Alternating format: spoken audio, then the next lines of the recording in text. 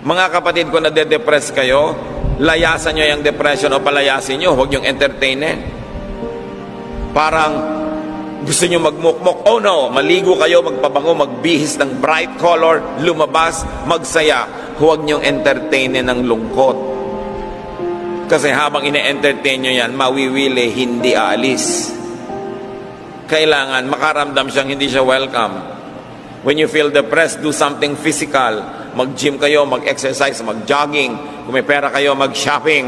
Diba? Mahalaga rin yung retail therapy. Kung meron kayong magagawa, libangin ang mga sarili, huwag na huwag kayong magmukmok at huwag kayong makikibarkada sa mga mahilig magmukmok. Kung minsan may mga asosasyon ng mga taong itinakwil ng Diyos, huwag kayong sasali doon. Mga samahan ng mga taong naaawa sa sarili, you will never get anything out of that.